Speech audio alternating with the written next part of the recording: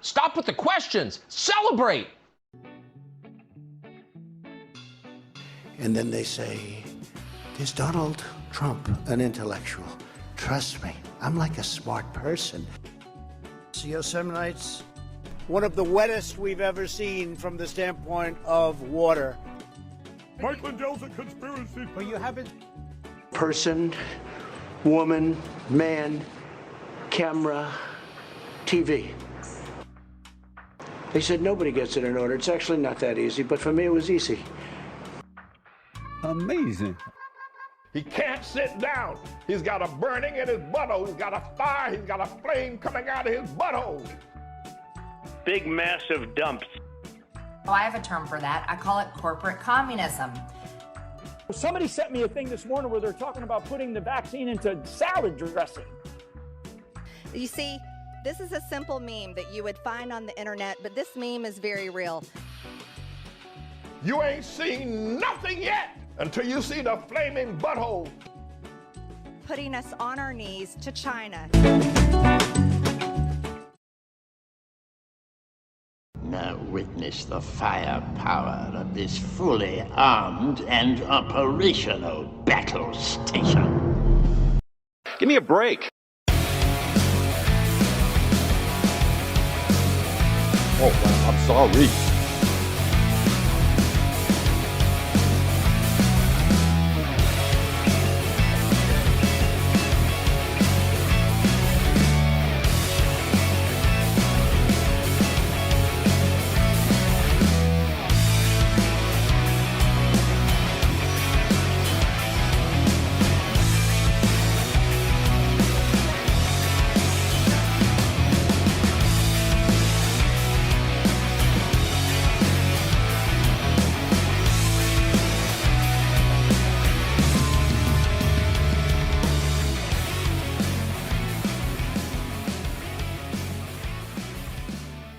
Nation, Waldorf Nation, everybody, welcome to the show. It's Friday, TGIF. We've got a great show for y'all today. It's going to be fun. It's going to be great. We've got fun news, as usual. No, it's actually positive for once in a forever.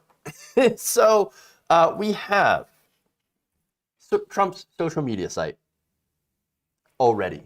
It's already starting to unravel the whole thing. Fantastic. We got Fox News and Dominion, an update on that. We have a story submitted by a viewer about Kanye suggesting that, well, the whole Kanye run might have been a plant. Fun. That's an interesting story. We got Tim Pool that is having a little bit of a moment. And then I respond and debunk a viral meme, or not meme, sorry, but a viral story about our healthcare system, and then give you the reality of our healthcare system and how disastrous it is. So there's a lot of stuff that we're going to talk about today. I wish it said Tim Pool melted. Me too, friend. Me too. But it is what it is. So we're going to have fun with that. Interesting stuff, as always. So stick around for the next hour. Please make sure to like and share the stream. Very important. So I was actually paying a little bit of attention to, how other channels are doing. And I've had some conversations. Farron Cousins and I have actually spoke about this. We talked about this. David Dole also talking about this openly, sharing subscriber numbers. And it's not good. It's not good, folks. There is an algorithm change going on at YouTube. YouTube is suppressing independent news, basically not allowing, videos to be recommended. So we're no longer being recommended to new viewers on the YouTube platform. Not just me, but again, all of independent media is not recommending independent media. It's actually focusing on legacy or corporate media, which makes it very, very difficult for you to get subscribers. So very, very difficult, very bad for growth on that platform. So like and share, subscribe if you haven't already. That helps out growth as well.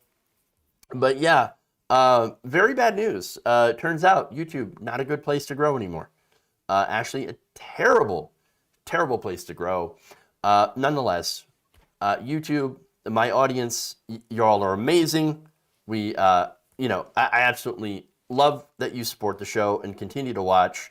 Really, really appreciate it. And I'm glad I have my my excellent audience, and not just on YouTube, by the way. Facebook, you all are amazing as well. So thank you for tuning in. I love my Facebook audience as well, and the few people we have on Twitch. And by the way, thank you to the mods on Twitch, and thank you to the mods on YouTube as well. I really, really appreciate it. It feels like we have these negative algorithm changes a couple times a year. Yes, Ravaging Wolverine, absolutely we do. And look, let me just be honest. They're about authoritative changes. So in an effort to, and this is what I believe, in an effort to crack down on like the Alex Joneses of the world, YouTube has decided that no, we're just going to cut off all, like, basically as much discovery, search and discovery, algorithms, whatever, we're going to tweak them so that people get funneled to Fox News, CNN, MSNBC, those authoritative sources are basically big legacy corporate media, and away from the smaller, what they consider to be fringe. And that's us. We're fringe. So, which is insane, but yes, we're basically lumped in the same as the Tim Pools and the Alex Joneses of the world, except that we're not. It's very, very plain to see that we actually do a fact-based show. Yes, of course, I give my perspective, and yes, I push back against corporate media. But again, since we're not part of that, we're not considered authoritative, and therefore videos, the channel is just not shared out to the audience. And yet, to this day, by the way, right-wing content still dominates. Right-wing content continues to be excellent for SEO. And so for new subscribers and growth. So it's just, it's crazy. It's disastrous here on at least this platform. But my Facebook feed going incredibly well. So thank you to all the new viewers and new followers over on our Facebook page. Really appreciate that. And again, thank you to everybody who's sticking with us. All right. Authoritarian media, you mean? Yes, true. It might be. It might be. All right. So I'm going to have to get through the show pretty quick. I actually got after the show, my COVID booster that is scheduled. So I gotta get there and got to do that. Should be a lot of fun. You might not notice, but I actually don't like needles. I'm not a fan.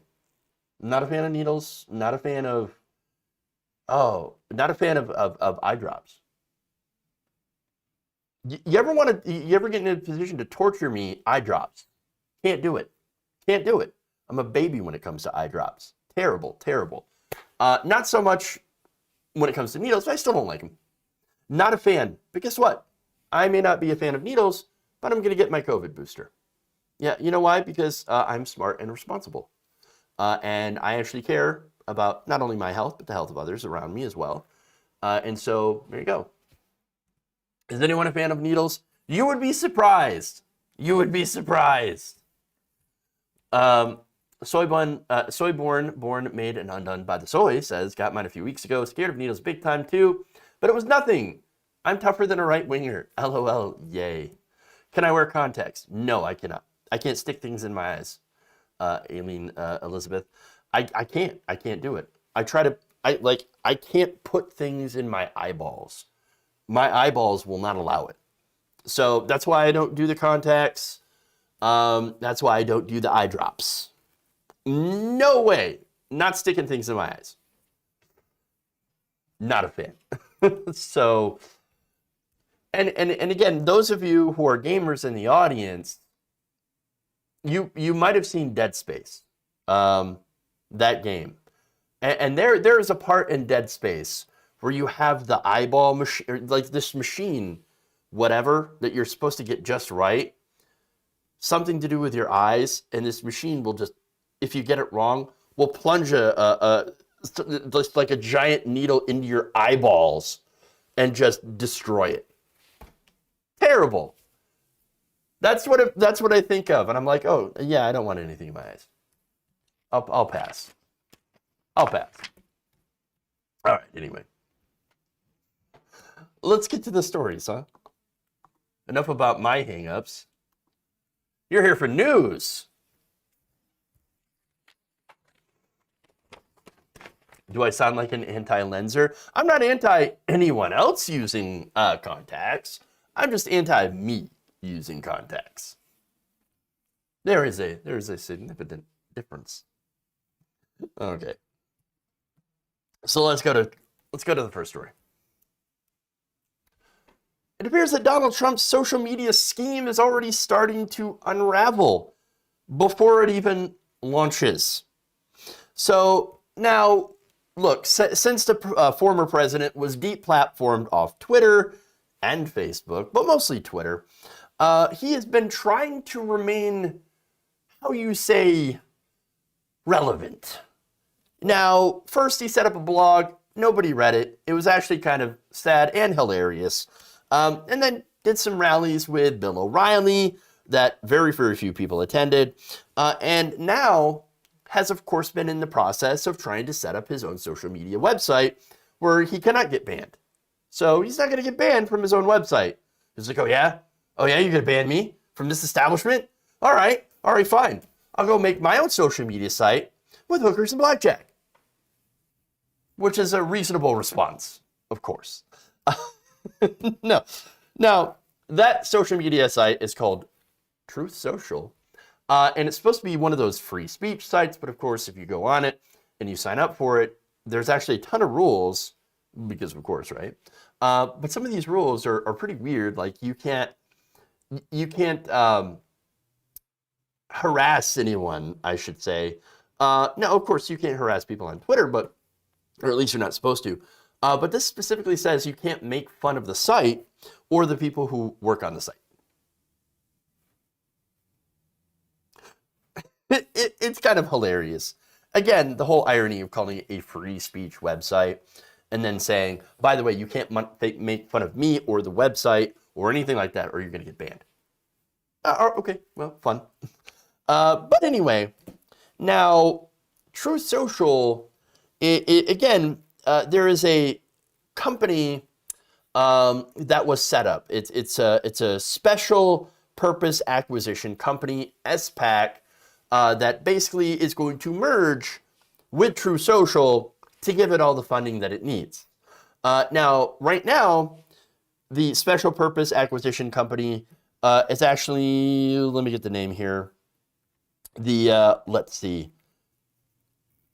Digital World Acquisition Corp. Sorry, I should have known that. Digital World Acquisition Corp is a shell company that was set up to basically get a whole bunch of money from investors and then use that money to merge with Donald Trump's company, giving it all the funding that it needs. So now, these companies are called blank check companies. Again, they're created solely for the purpose of merging with an existing company after getting a whole bunch of investment money. Now, fun fact, these companies, these shell companies, are actually referred to as the poor man's private equity fund. There's a couple of reasons for that. Now, for one, it actually allows the public to buy shares before the merger or acquisition takes place. And by the way, in this case, the investors, the people that are able to buy the shares, had no idea what they were going to merge with. So that's very interesting.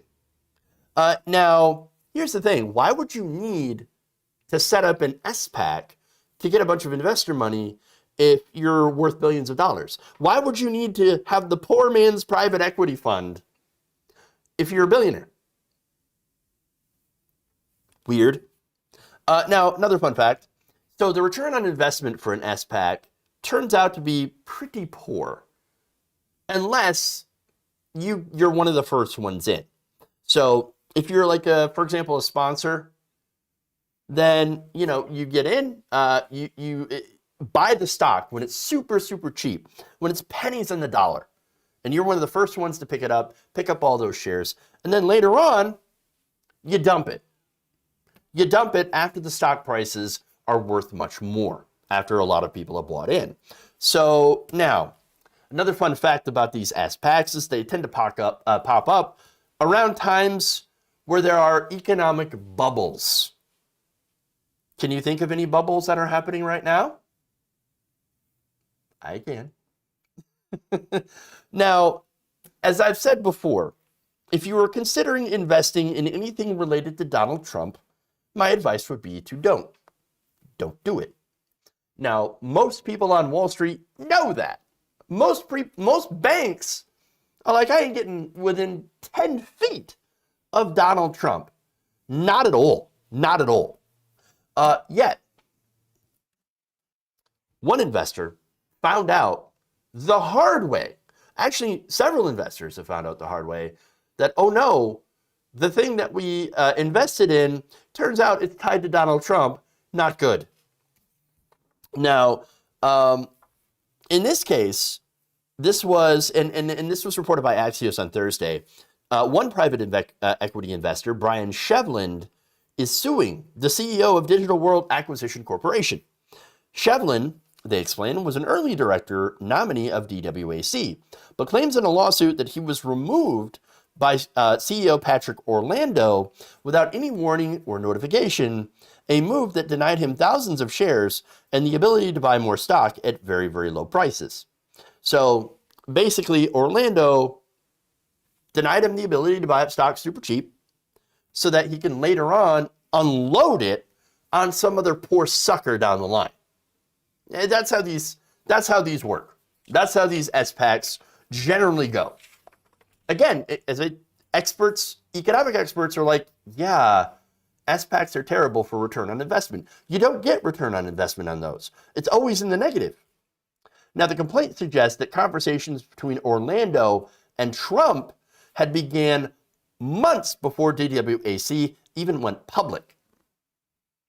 So basically what they're saying is, guys, we had no idea that they were planning this in advance, that they were planning to use DWAC to merge with True Social so that our money could go fund Donald Trump's ridiculous social media site.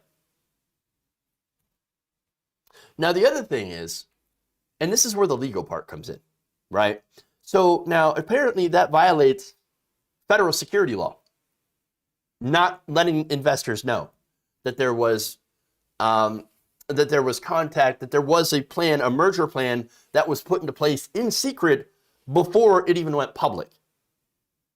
In fact, the New York Times report, or I should say another New York Times report, had backed up the fact that no one else knew about that eventual merger, not even, again, other investors, or at least most of them didn't. In fact, the Times reported this, quote, "The details of Mr. Trump's latest partnership were vague. The statement he issued was reminiscent of a kind of claims he made about his business dealings in New York as a real estate developer. It was replete with high dollar amounts and superlatives that could not be verified." Very, very tremendous. What a amazing, beautiful deal. Very, very good. It's going to be huge. It's going to be the biggest thing ever. Or can we have some details? No, you cannot. All I can tell you is that it's going to be tremendous. Now, one investor, Saba Capital Management, had no idea at the time of the initial public offering that Digital World would be doing a transaction with Mr. Trump, according to a person familiar with the matter. Even though, again, it was discussed in private before the SPAC went public, but only with the CEO of the SPAC and Donald Trump. So nobody knew. Now, it's also noted that the DWAC originally planned to pass on the Trump deal due to opposition from board members who rejected an affiliation with former President Trump on for personal reasons. Is it really personal reasons, though? It feels like, no, everybody knows how Donald Trump is the worst at business. He's a terrible businessman. He destroys everything that he touches. Honestly, who in their right mind would invest in anything that Donald Trump had done, unless, of course, you're an early adopter. So now, and that's the other thing. That's where this leads me to the guy who's doing the lawsuit. His problem is, I got kicked out. I got denied the option to buy stock when it was super, super low. Because again, later on, and this is a pump and dump scheme, essentially, is what I'm going to explain. You buy low, all this stock, and then you dump it on somebody else when the stock price rises. You make lots and lots of money, but the poor sucker that you dump it on that buys that stock off you because they think, oh, this X-Pac, this merger is going to be fantastic. This social media site's really going to take off. No, they get left holding the bag. This guy's mad that, no, I got kicked out before I was able to make my money. Pump and dump. Pump and dump. I mean, again, this social media site, this website is destined for failure. Now, for a couple of reasons, right? For one, making a social media site is actually pretty difficult. It really is. It really is. It's expensive, it's time consuming, and plus, we already have a lot of them. So we already have a lot of different options. Again, you've got Facebook, Twitter, you have Instagram, you have LinkedIn, you have, not to mention all the weirdo, other social media sites that right-wingers are creating, like Gitter and Gab and Telegram and, all the other ones that are filled with Nazis. You have all of those. Now you're going to put Truth Social. You're going to do that, and you're going to get into this field where the return on investment, once again, is incredibly bad. You as an investor, not interested. Not interested. A good bet, again, would be to get in there when it's like $1 or 50 cents a share, right? And then get out when it's $40 a share. You've made a tidy profit. You're out. But the poor sucker who bought it, they're probably going to end up seeing their stock price, the stock price fall, and their return end up in a net negative. And the other reason, of course, this is going to fail is because look at who they're catering to. A very niche audience of diehard MAGA cultists. There's not a lot of those people in this country. Honestly. How many people are going to sign up to get on Truth Social, and basically what they're going to end up with on that website, and we've seen this among many other people who are on the right who sign up for these things. What do? They get bored. Well, there's nobody to talk to. It's just a circle jerk. Oh, a lot of them just want to go and troll the libs. And so libs aren't signing up for those websites. Why? Because, well, let me tell you from my personal experience, right? Because I don't want to give these a-holes my personal information to sign up for their stupid, scuffed website. And by the way, speaking of giving them information, y'all remember the story where, I talked about this. This has been reported by a lot of different outlets, where you had hackers immediately getting in to the beta version of Truth Social. And it really was Beta. It was not good. It was very, very sad.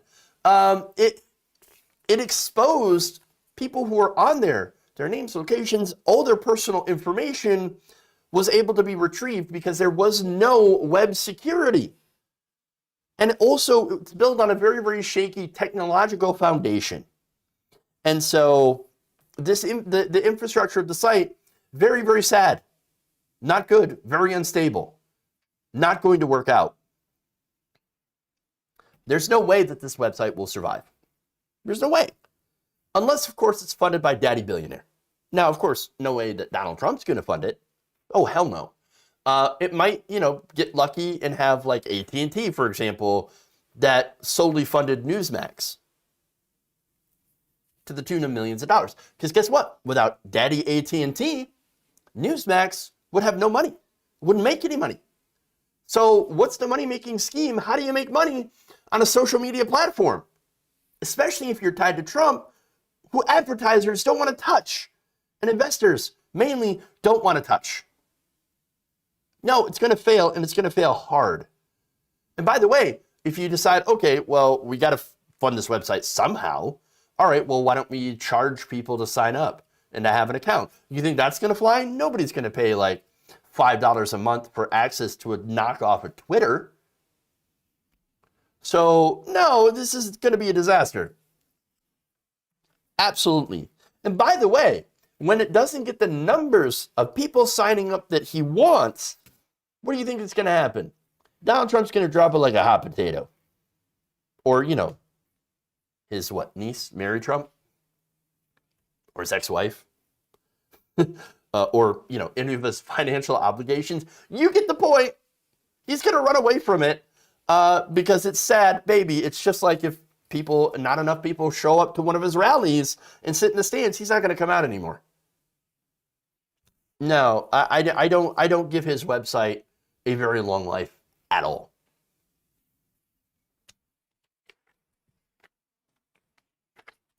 Okay. Anyway, let's move on. Let's go to Fox News.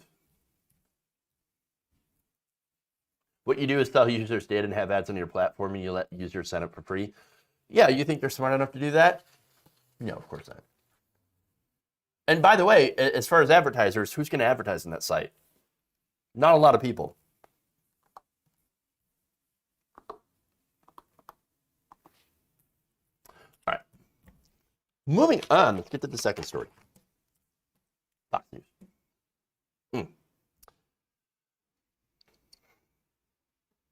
It's a bad day for Fox News. On Thursday, a judge had rejected a request from the cable news giant to dismiss the $1.6 billion defamation suit from Dominion Voting Systems that was launched as a result of them continuing to spread the big lie about the 2020 election. In fact, Delaware Superior Court Judge Eric M. Davis said in his ruling that it was reasonably conceivable for the Denver-based voting machine company to have a defamation claim. So, meaning they can go forward with that lawsuit. Everything is fine. No, you're not going to have it dismissed. We're actually going to be able to hear this out in court because, well, there's a lot of evidence there. Now, in fact, here's what Davis wrote in his 52-page ruling. Quote, "The court can infer that Fox intended to avoid the truth. Whether Dominion ultimately will prove Fox's actual malice by clear and convincing evidence is irrelevant on a motion to dismiss. Accordingly, Fox's motion to dismiss should be denied." Now, again, this only allows the lawsuit to go forward. Not that Fox News is guilty, so let's not get ahead of ourselves. Let me make that clear. Now, at the end of the day, does Fox News have a lot of lawyers? You're damn well right they do, of course. And so what I could see personally from my limited law experience, Fox News doing what they always do when people get in trouble. Settlement, settlement, settlement. Now, right now, that's not what their direction that they say they're going on. They're saying, oh, we're going to fight this. We're going to fight against Dominion, blah, blah, blah, right? But now, as far as the case goes, do they have a strong case? I think so. Some legal experts would agree. I think all of us would agree as well. Because look, when you look at the reporting that Fox News had done, I think it's very clear that they've spread defamatory charges against Dominion and the machines despite no evidence of voter fraud. In fact, the lawsuit names hosts like Tucker Carlson, Sean Hannity, Jeanine Pirro, among many others, even former Fox News hosts, and says that they had brought Trump allies onto their shows to spread lies that asserted Dominion had used algorithms in their voting machines that were created in Venezuela to rig elections for Hugo Chavez, among many other, again, weirdo, erroneous charges that have no basis in facts and reality. And so, of course, I'm going to show you some of their coverage, and you're going to see some familiar figures pop up now and again in this next video. Take note. There is much to understand about Smartmatic, which owns Dominion Voting Systems. They have businesses in Venezuela, Caracas, they have businesses in Cuba, and there are also links to China. You said that there may have been kickbacks to some people who accepted the Dominion software. 2 of our people and a Dominion employee, we have their affidavits. Here's what they saw. They saw a big truck bringing in 100,000 ballots. They say started in Venezuela with Cuban money, and with the assistance of Smartmatic software, a backdoor is capable of flipping votes. They were manipulated by the software used in the Dominion machines. No one knows their ownership. The machine ran an algorithm that shaved votes from Trump and awarded them to Biden. The Dominion machine that's as filled with holes as Swiss cheese, and was developed to steal elections. We have serious foreign influence problems with this Dominion voting machine. This president is looking at the prospect of having this election stolen from him. I've been all in trying to find the machine fraud, and we found it. We have all the evidence. Well, they're not making conspiracy theories go away by doing that. So, look, Sidney Powell, pillow guy, nice little pillow talk there. You have Rudy Giuliani, and again, you've got the same hosts, Tucker Carlson, Jeanine Pirro, Maria Bartiromo as well. And so, well, there it is. There's the coverage, and there's plenty more, by the way, plenty more. So now, what makes this worse for the network is that, look, Dominion had already provided their evidence that there was no voter fraud to refute the claims. They had given it right to Fox News. In fact, Dominion had sent an email to Fox personalities and producers titled "Setting the Record Straight, Facts and Rumors." And the judge had a copy of this. In fact, they also noted that the election officials and experts had also went on the network to emphasize how there was no evidence that Dominion changed the votes during the election. And yet, Fox News, what did they do? Well, they continued to do the same thing that they were doing in those videos, spreading the big lie, bringing on people like the Kraken lawyer, Sidney Powell. And in fact, here's what Davis wrote. The allegations from Dominion in the lawsuit show that Fox was given signs indicating the reports were false. Fox possessed countervailing evidence of election fraud from the Department of Justice, election experts, and Dominion at the time it had been making its statements. The fact that, despite this evidence, Fox continued to publish its allegations against Dominion suggests Fox knew the allegations were probably false. I mean, you can't get more clear than that. I mean, I just showed you. They would go out and there were respective programs, and they platform people saying, oh, the Venezuela, the ghost of Hugo Chavez, in Cuba, they're rigging the election, and probably China too. We got China. And then did they flip the votes to Joe Biden, and they did all sorts of things. And they knew it wasn't true. They knew it wasn't true at all. And by the way, Davis also wrote, despite these efforts, Fox continued to promote known lies on its broadcast website, social media accounts, and subscription service platforms. Mr. Dobbs, Ms. Bartiromo, Mr. Hannity also continued to give Ms. Powell and Mr. Giuliani, a platform to disseminate lies about Dominion by hosting them in their shows. Mr. Dobbs, Ms. Bartiromo, and Mr. Hannity likewise endorsed and repeated those lies. So it's not just about platforming people. So look, and here's the thing. You can platform people who say obviously untrue things, and then you could push back. And that wouldn't be defamation. That would be like, hey, you're saying all these terrible things. Do you have anything to back it up? Do you have any evidence? Here's what the report says. What do you think about that? And you're still factually incorrect. But no, you have the hosts that are also like, oh yes, totally correct. Yes, they absolutely. Hugo Chavez. We've seen reports that there are linked to China and Cuba, Cuban money, and all that stuff, and they flipped the votes to Biden. These are the hosts that are saying that. And so, look, the lawsuit also claimed that Bartiromo continued promoting lies even though she had been specifically notified that independent fact checkers, government officials, and election security experts had debunked those lies about Dominion personally. And by the way, Ms. Bartiromo, Davis wrote, had actual knowledge that Georgia conducted a hand recount of every paper ballot, and we know from reporting and information from that recount that it matched 100% what the Georgia, what those voting machines had actually tabulated. So now, of course, Fox News, they come out and they say, well, we didn't do defamation. No, this is First Amendment. We got the First Amendment rights. We got First Amendments. It's free speech. We're free to use our massive network to lie and defame you. That's free speech. That's our right under the Constitution. Now, here's the thing. This affected Dominion voting and the people that work there, by the way. The people who work there got death threats. Death threats. Not only that, but in states where Republicans control, which is a significant number of them, they were threatened with their contracts. So you have a massive loss of revenue.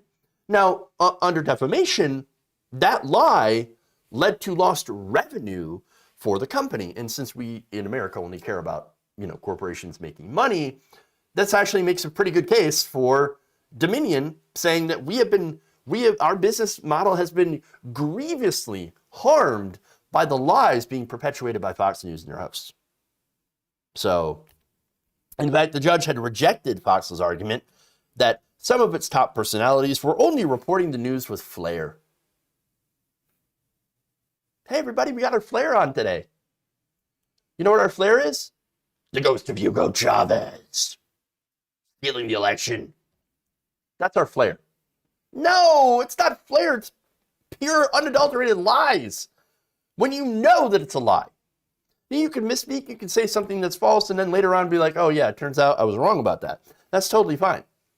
But when you know it's false, and you've been presented evidence that it is false, and people know that you have read the evidence, and you're still like, yeah, no, I don't believe in the evidence.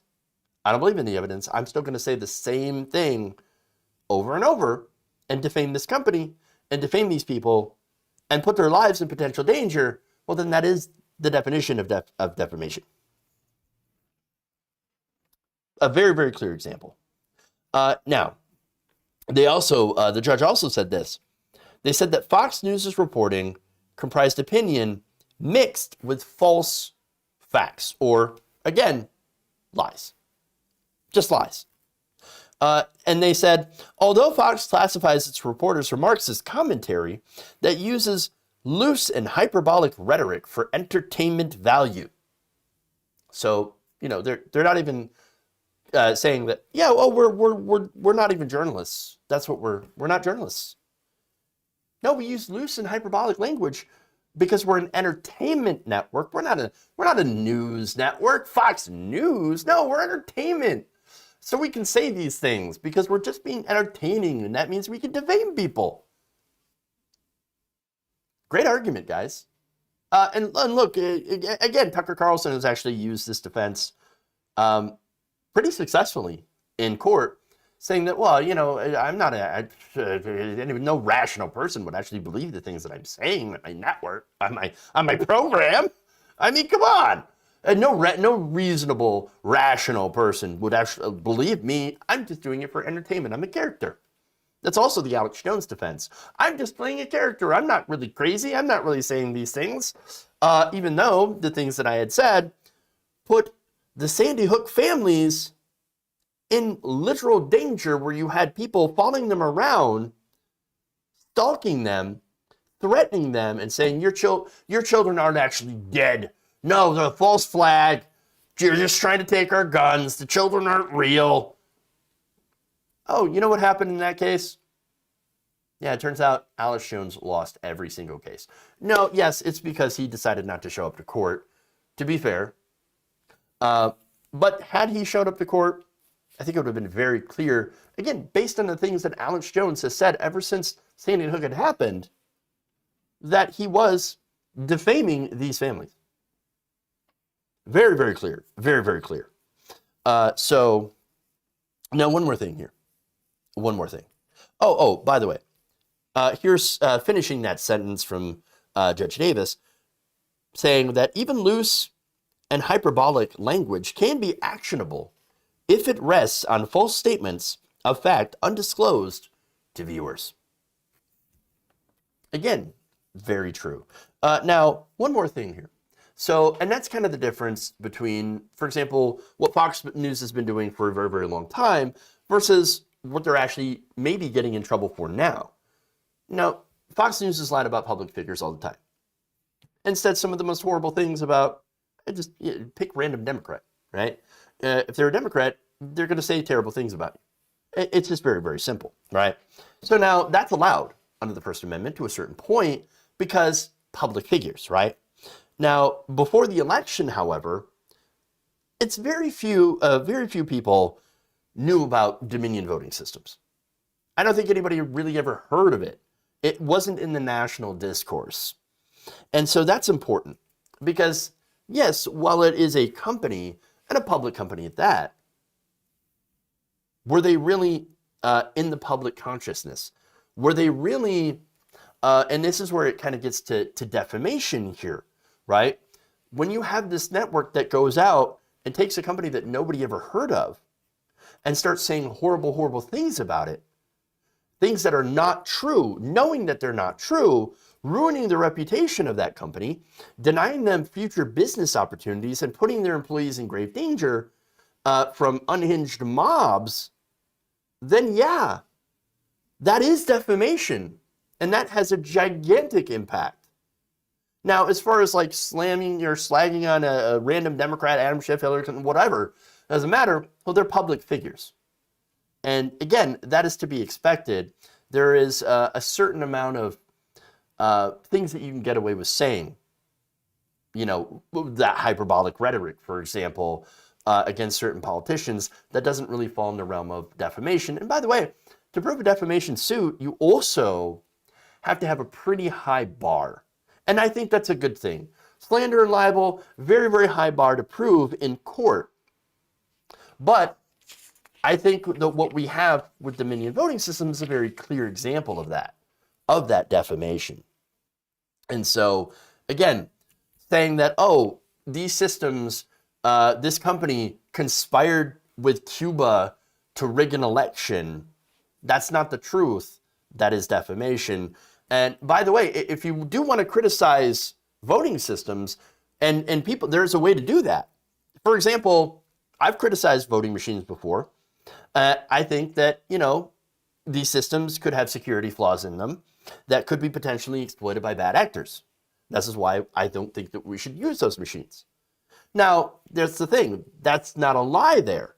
There is potential for security. Again, for security to be breached, right? Because no system is 100% safe. That's a fact. But it's also not defamatory when you point that out. And so it's not defamatory, it's protected speech. Defamation, slander, and libel are not protected speech. And so, again, I think that's a good thing to have a high bar, and it's a good thing that it's hard to prove. But for Fox News, they definitely hit that bar. Mike Pillow definitely hit that bar. Rudy Giuliani and Sidney Powell absolutely hit that bar. They went too close to the sun. They Icarused on this one. Because, again, they attacked this company with the most kind of blatant BS lies that they could come up with. And in this case, I don't think they're able to hide behind the First Amendment like they could if they just stuck to, you know, lying about Democrats and public officials.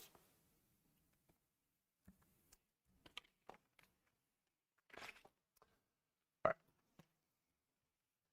Are we? Oh my God. We're already at 4. Oh my God. All right. Wow. Am I going really, really slow today? Crazy. Let's go to Kanye. Giuliani hits the bar very hard. It distracted me with these excellent comments.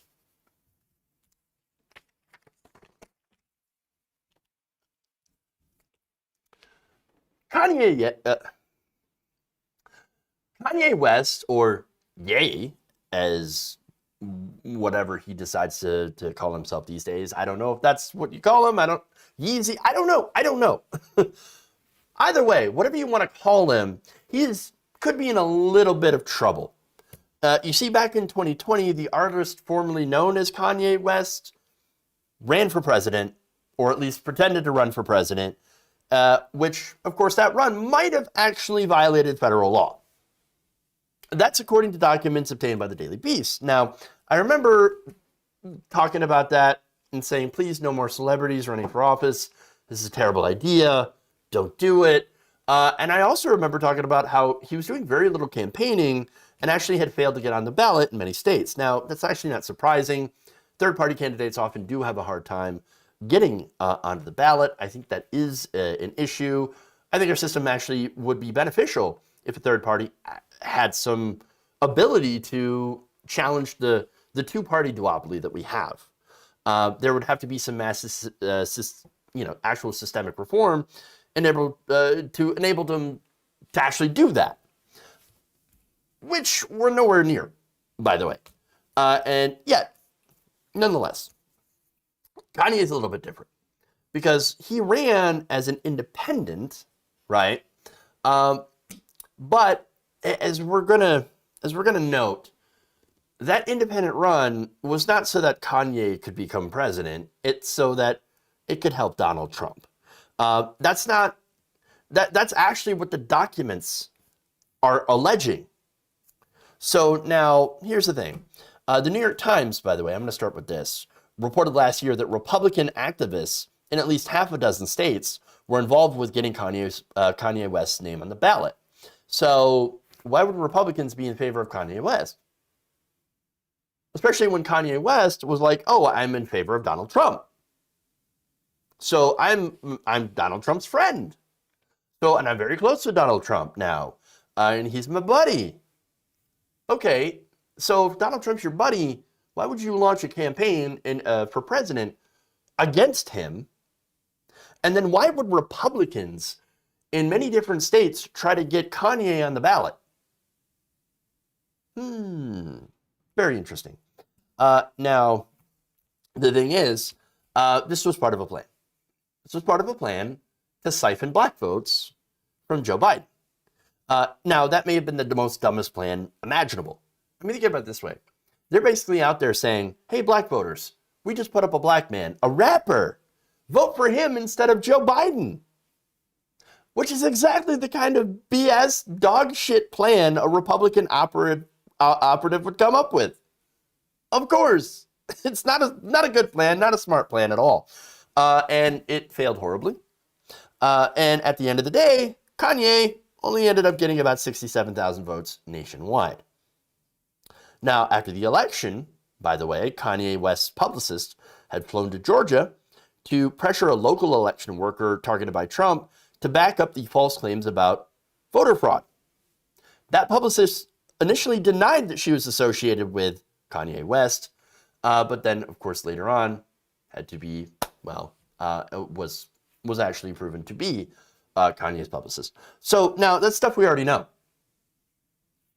The new documents revealed in a lawsuit from a vendor accusing the campaign and consultants of a breach of contract show that West's campaign actually appears to have disguised potentially millions of dollars in services it received from a secretive network of Republican Party operatives. The campaign did not report some of these payments, which campaign finance experts told the outlet appeared to designed to conceal the Republican connections and could represent a violation of federal law. Again, more dumb things a Republican operative would absolutely do. Yes, let's astroturf the black guy with tons of Republican money in the hopes that he would siphon off votes, enough votes, from a Democrat so that a Republican could win. And basically, this is more a continuation of the Candace Owens walk away scheme, right? Oh, walk away from the Democrats. We're gonna Blexit, everybody. Now, look, if you want to say that the Democratic Party takes the black vote for granted, I would agree. I really do. Again, when you look at, for example, policy positions like student loan debt cancellation. The black community would benefit massively from student loan debt cancellation. Joe Biden has refused to do so, even though he literally does have the power in his hands to be able to cancel student loan debt. Inflation, right? Inflation hurts all of us. Black families are hurt more. Now, of course, I'm not blaming Joe Biden for the inflation, but there are certain things, certain policy positions that maybe he could do that would ease inflation for millions of American families, especially black families. Now, reparations, again, there's been no discussion on that. There's been no meaningful police reform since the death of George Floyd. And so as a result, I've been reading some articles where black voters are pretty angry and pretty, disappointed in Joe Biden. Again, I'm not disappointed. It was exactly what I expected. And unfortunately, no Democratic presidents have ever been really responsive to the issues of the black community at large. That said, black community is not going to run to the Republican Party. They're not going to follow Candace Owens, who is getting paid very, very much money to go and basically say bad things about black people. They're just not going to do that. That is, of course, unless Republicans stop being openly racist, which there's no chance of, and actually offer them something, which, again, they're not going to do. And look, again, there's really no incentive to be a Republican if you're black unless you're wealthy or you want to get wealthy by going on Fox News and doing what Candace Owens has done and trashing black people. That's essentially how the grift works. So that said, putting up a rich, incredibly eccentric black millionaire is not going to fool the average black voter. To assume otherwise is kind of racist, really, when you think about it. They're not a monolith. They're just not. And so, look, they set up a spoiler vote, very, very obvious. The guy was only there to help Donald Trump. And so we know, and the way that the system is set up is, unfortunately, you have situations where you have spoiler votes. Again, not at all interested in that. I would actually like a real system that allowed third-party challenges to be viable. But we don't have that system, and there's a lot of reform that we need to do so we can get that system. Now, more details here about the Republican donors. The document suggested that Jill Vogel, a Republican Virginia state senator and longtime political operative, and her law firm Holtzman Vogel played a central role in West's campaign, while it also represented Trump in a Pennsylvania lawsuit ahead of the election. The firm has ties to the Honest Elections Project, a conservative dark money group pushing voting restrictions around the country. The West campaign also paid $60,000 to the Minnesota law firm Mormon Cardle in December 2020 after it filed a lawsuit basically alleging election fraud. That firm is also linked to the Amistad Project, a right-wing legal group that challenged election results and worked with Trump attorney Rudy Giuliani. A month after the election, the West campaign paid $152,000 to the law firm Baker Hostetler, which also works for the Republican National Committee. Sources who spoke to the Daily Beast also speculated that West may have been coordinating with Trump's son-in-law Jared Kushner, who met with West at his Wyoming ranch before his campaign launch. Oops. Sad. Now, it's very clear, said Jordan Leibowitz, a spokesperson for the government watchdog group Citizens for Responsibility and Ethics in Washington, or CREW, quote, it's very clear that the whole point behind Kanye's campaign was to try to re-elect Donald Trump. Again, very, very clear. Very clear. Whether it was a goal of Kanye is another issue, but he was clearly seen as a way to steal potential votes from Biden. Now, again, as far as that's concerned, okay, what I'm more concerned about is the legal stuff and how this could actually, hiding Republican donors is against the law. But I'll give you more information here about the ties to Republicans. So now, West's campaign sources, including lawyers who represented it, told the Daily Beast that it had been solicited by outside Republican operatives. In fact, Arizona attorney Tim Lasota, who represented the campaign, told the outlet this, I can tell you that he did not seek me out, somebody else did. The documents also show that Vogel began advising the West campaign on legal issues by at least August of 2020, although a source told the Beast that Vogel had been basically behind it all since the previous month, when the campaign had launched.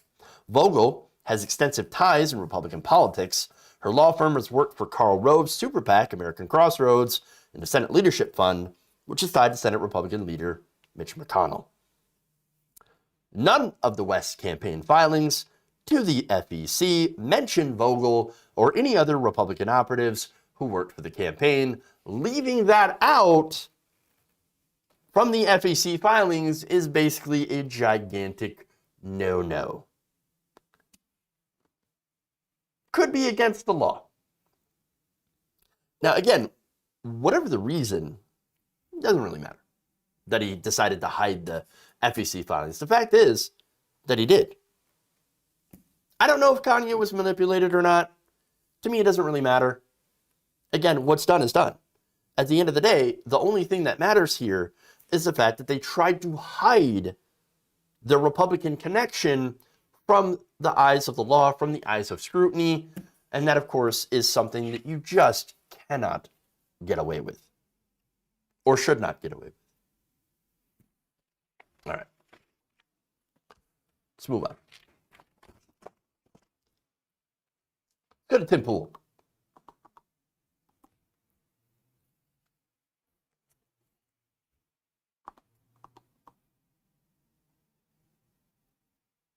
Hold on here. Did I? Let's see. What video is that? Okay. There's insanity in the control room. To say. Okay, I think we got it now. There appears to have been a bit of a showdown at the Beanie compound.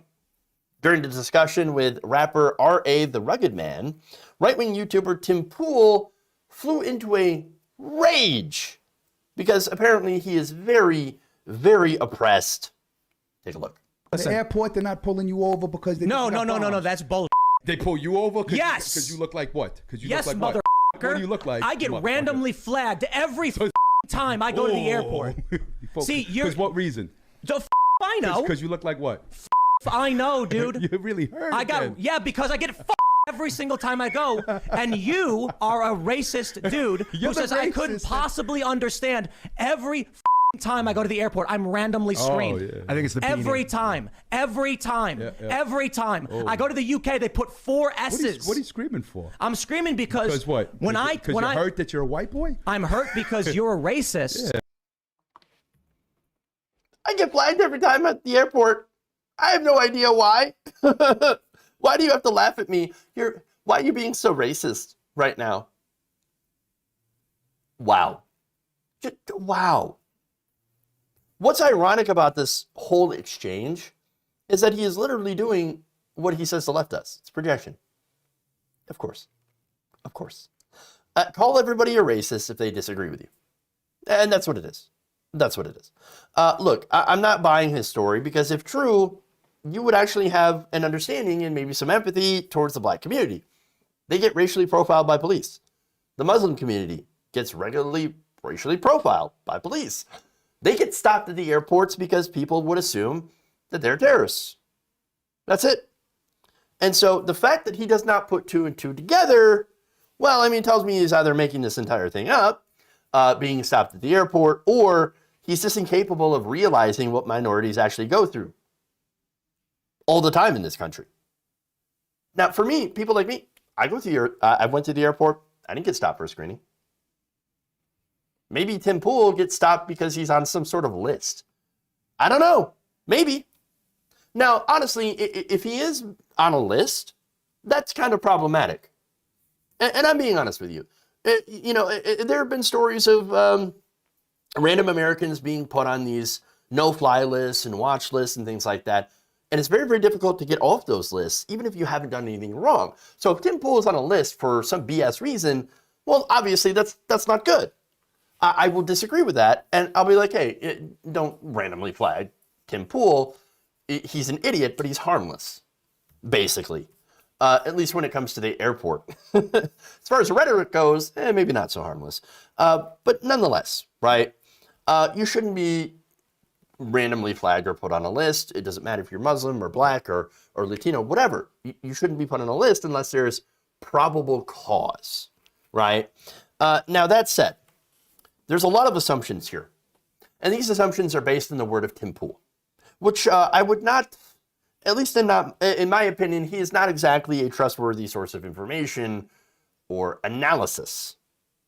I think that there's an agenda when it comes to Tim Pool, and that agenda is to pipeline people into the right wing. And he does so by, of course, promoting himself as some sort of sensible moderate. But believe me, there's nothing sensible about the stuff that he talks about.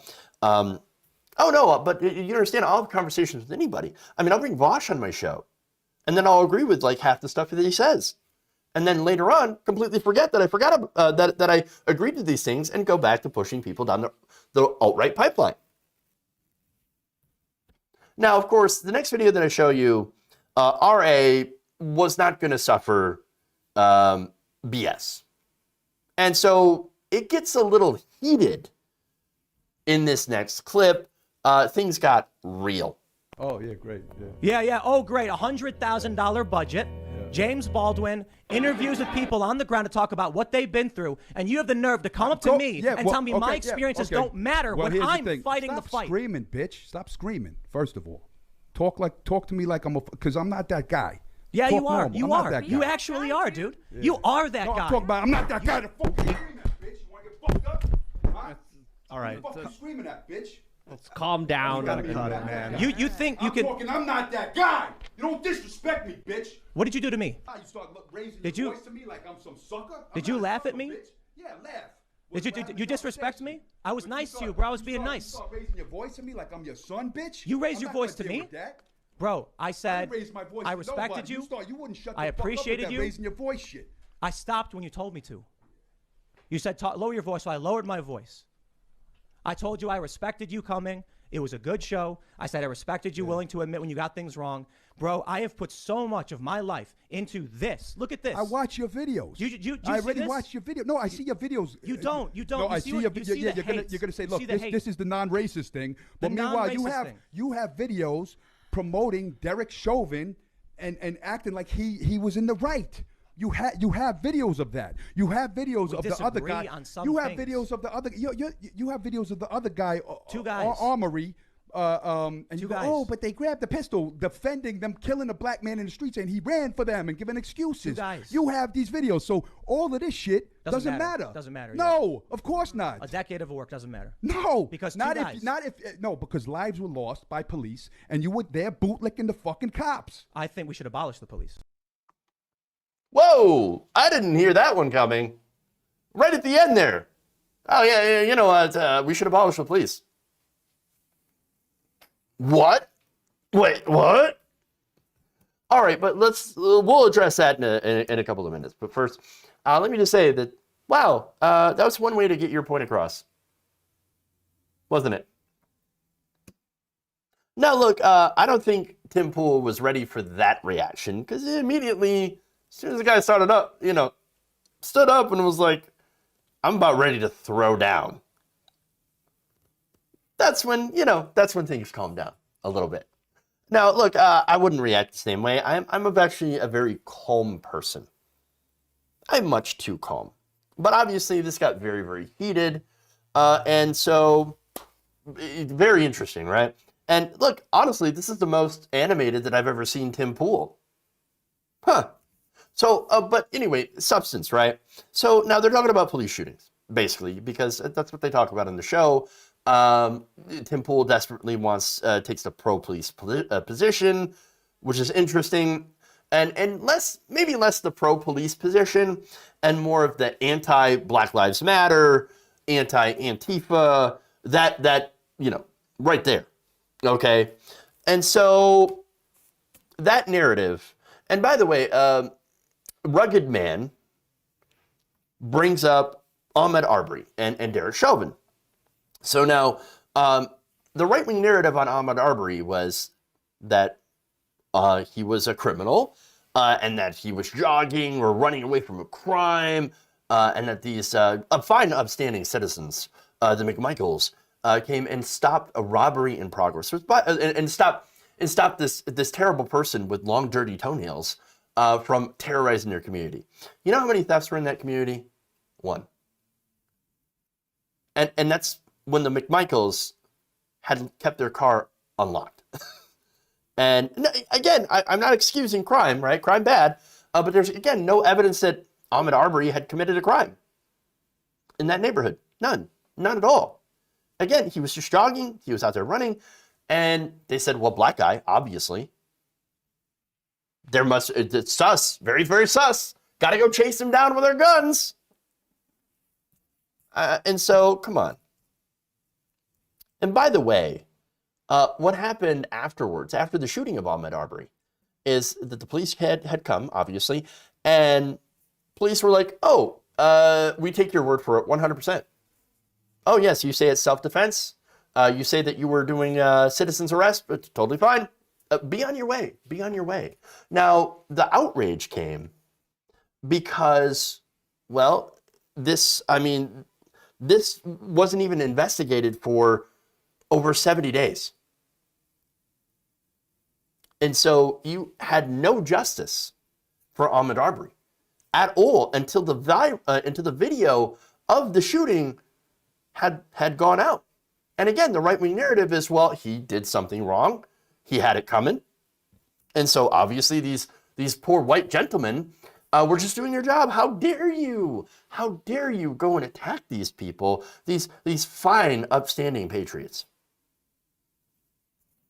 As far as Chauvin goes, they say that George Floyd had it coming. Well, he should have followed orders. He should have done that. So you know the narrative already. And they also said, well, Floyd did not die because of the knee on his neck. No, he died because of drugs.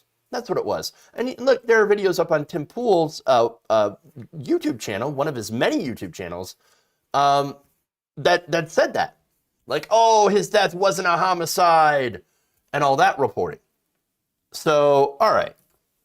But basically, we know that the right wing, in the right wing, basically they say that if you're shot by police, if you're black, it's your fault. No matter what the circumstances are, it's your fault. Now, we know that the world doesn't work that way.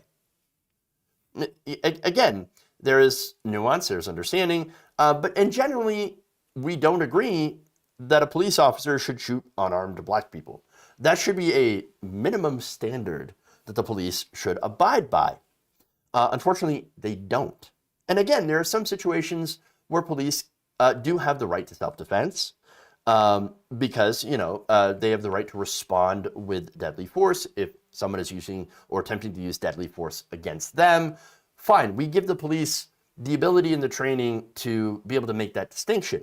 But it seems like too often than not, you have training that reinforces that even if you're not in real danger, if you are scared, if you even perceive that you might be in a tiny little bit of danger, well, then you should just be able to open up and light everything on fire. And so that's not a good situation. We don't want that in our policing. We actually want police that do what they're supposed to do, solve crimes and protect the community. But again, that's not the narrative on the right. So now, again, I went and looked at some of the videos that Tim Pool put up. And so I just want to share a little bit with that. Just scrolling his YouTube feed for just a few seconds.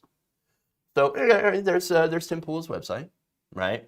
And so you can see that, oh, not a homicide. This is just a search on Chauvin.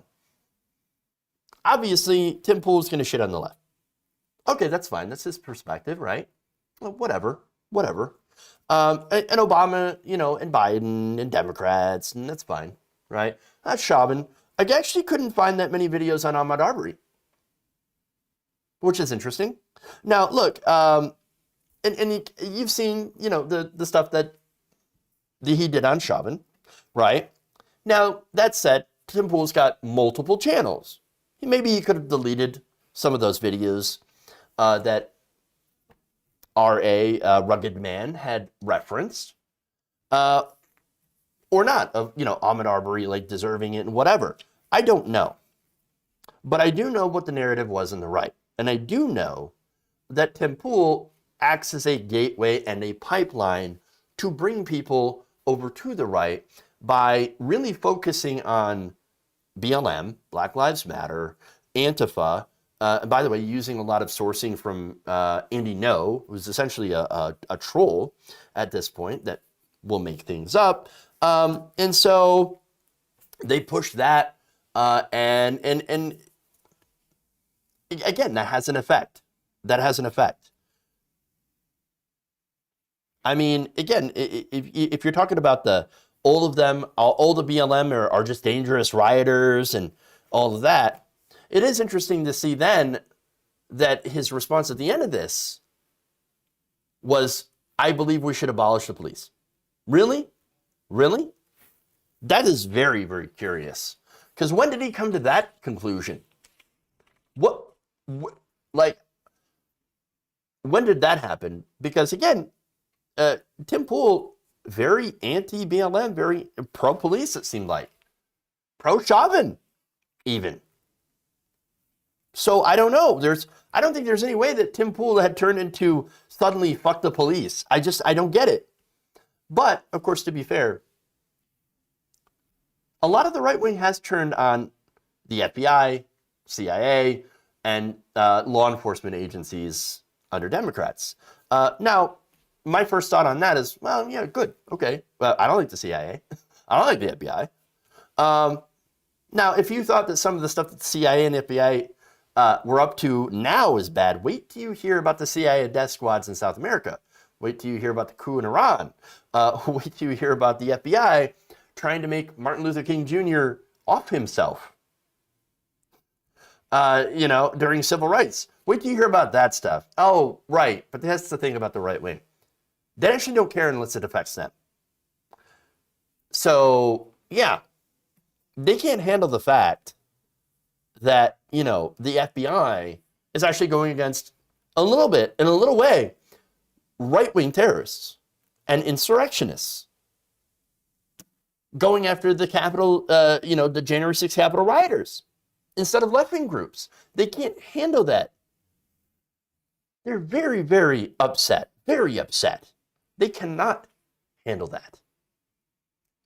They also can't handle the fact that right now, white, extremely right-wingers have done more domestic terrorism and killed more people in this country than Muslims have since 9/11. Maybe that's why Tim Pool is being stopped. Maybe that's why. Or maybe it's the ridiculous beanie. I don't know. Hey, look, Tim, you're balding. I get it. I went bald at 25. I get it. It sucks. Just own it, just accept it. Trust me, you will be a lot happier if you just accept it and own it. You know what I'm saying? Or, you could also just be a journalist. Maybe start reporting on facts instead of operating as a conduit for the far right. But, oh, that's right. If you do that, you'll lose your massive audience and won't be able to finish your underground skate park. So, of course.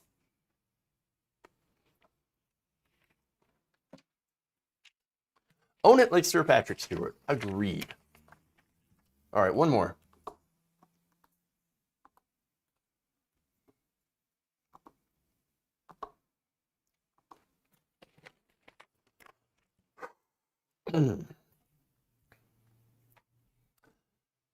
Healthcare in the United States is quite terrible. I think we all know this. There's, of course, the cost of the treatment, the cost of the insurance, co-pays, surprise billing. There's a lot of things on your bill that don't make sense, which is why a lot of people were fooled by a viral tweet. In fact, here it is. So a woman had tweeted this. This is MXM Klein, who posted a photo of a bill, as you see here. Her bill is from a mole removal, and it highlighted the $11 charge labeled brief emotion during her mole removal. She added the caption, $233 for the mole removal, crying, extra. So now this was shared a lot on social media, obviously, and many of the responses were at shock at the $11 charge for brief emotion. Now, of course, a lot of people mistakenly got the idea or the impression from the tweet. It's like, oh, she just got charged $11 for crying. Now, that turns out to not be the case. They actually didn't charge her $11 for crying, but still, the amount of money that it is to remove a mole is still outrageous.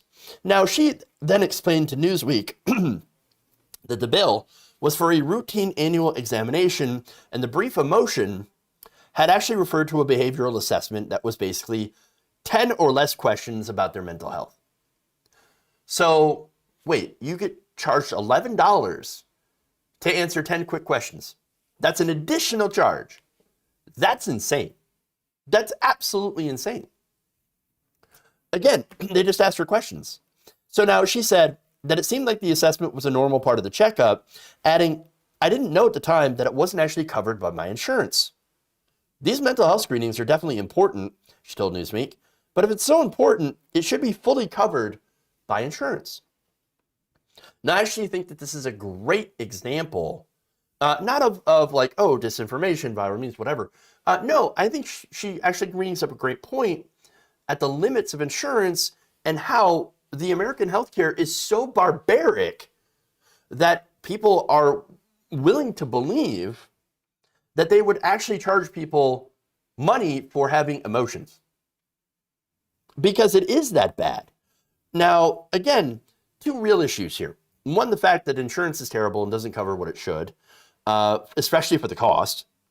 And again, the other issue is surprise hospital charges and billing, because there has been some very erroneous charges, very, very strange charges. In fact, one example is a family that was charged $18,000 for a nap and a bottle of baby formula after taking their 8-month-old to the emergency room when he hit his head. A nap and a bottle, $18,000. Wow. Now, of course, insurance pays most of that if you're lucky enough to have insurance, but still, that is an enormous amount of money for ridiculous things. Now, there's another example. A woman was charged nearly $6,000 for an ice pack and a bandage when she ended up in the ER after she fainted and cut her ear during the fall. Again, these charges are incredibly arbitrary, and they're done for the express example, and they know they're doing this, to get more money out of insurance companies, which again, the insurance companies will then pass on the cost to you. So this is horrifying. And again, we all know this happens. We know our system is incredibly dystopian and barbaric. And so, again, this is why so many people who saw the tweet believed it was real, because we live in such an unreal system that the unbelievable is absolutely believable. You know your healthcare system is broken when so many people think that a hospital would charge you for crying, because we're not that far removed from it. And again, in this case, it wasn't real, but we also know, thanks to a former OR nurse at one major hospital, this is Scripps Memorial, California, that they use, and other hospitals use, algorithms created by software companies, in this case Epic, in order to artificially inflate prices for procedures up to 675%. Whew. One of the screenshots shared with the LA Times for just simple sutures, right, stitches, showed how Scripps system would put the basic cost per unit, again an arbitrary number, at $19.30, just for sutures. But the system then took that and computed charge per unit and upcharged it to $149.58, which ended up being how much the patient and his or her insurer would end up being billed. Those markups aren't just used by Scripps Memorial. It's actually used by different hospitals nationwide, including UCLA. and around the world, by the way. So they absolutely use these algorithms to artificially upcharge you insane prices so that your insurance company will be forced to pay that, and then you will end up being forced to pay for higher premiums. Now, if you're uninsured, it actually gets worse. Because now, and that, of course, that's the other thing, right? So when you're an uninsured person, you end up still paying high prices. But that's why a lot of hospitals will then, if you're uninsured, actually bring the cost down, because they know they're doing the upcharges mainly for insurance companies in order to get the maximum amount of return. If you don't have insurance, they know you're not going to be able to pay like $19,000 for a broken leg, right? So they're going to charge you something that's more reasonable, which might be something like $1,800 or $3,000, which is still insane, by the way. And still, we need the reason why we need a actual universal healthcare system, like for example, a single payer system, Medicare for all, and to cover everyone, so that these things could be free. But like uninsured people, that's why they're allowed to get those so-called discounts, because of this arbitrary pricing. It's still in complete insanity.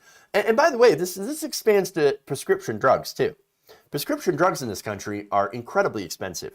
Now, you ever wonder how, like, for example, if you've got like, I don't know, I can't think of the name now, but there are these prescription cards that you can get online, right? That'll knock like 75% off your prescription. So, for example, I have a prescription, and it costs, without insurance, over $230. You get one of those prescription cards, knocks it down to $40 per month. And one of the questions is, how do they do that? Well, it's because drug prices are arbitrary. They're not real. They actually don't reflect the real cost of the medication. And that's why, or I should say, that's why this is a good example of how the system is broken, and why we need to allow Medicare to negotiate prescription drug prices, for one, in order to lower prices for everyone else, and then to actually allow us to have a truly universal healthcare system. Because again, you're getting screwed here. And by the way, you're not just getting screwed. The insurance companies are getting screwed too. They're eating most of the costs. And again, we'll also pass the costs on to you, their customers, in the form of increased premiums, deductibles, and copays. So it's a disaster. Our healthcare system is absolutely broken, fundamentally broken. And this, while specifically not true in her case, is still a great example as to how it's broken.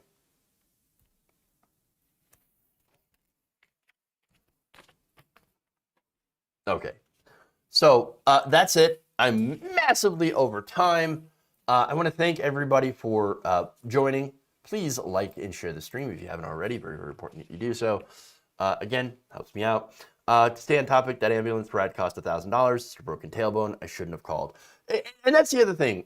You know the system is broken if you're in an accident, you have to be like, no, please, whatever you do, do not call for an ambulance. But you're injured. You need help. I know, but I can't afford an ambulance.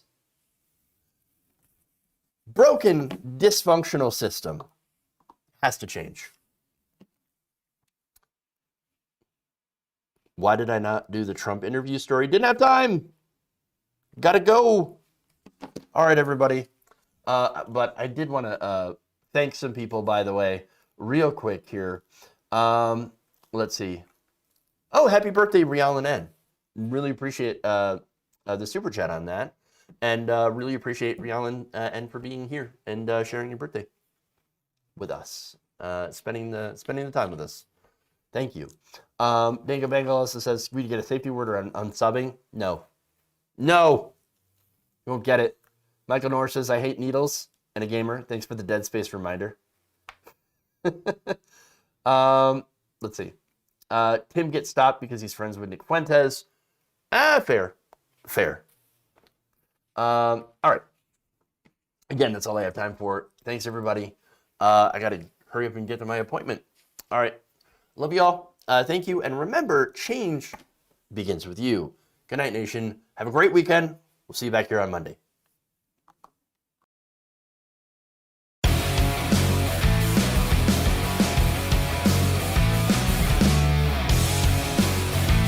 Wet ass keyword.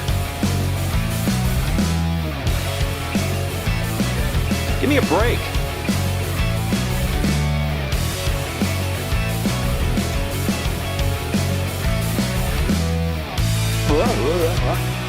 Dumps. Big, massive dump.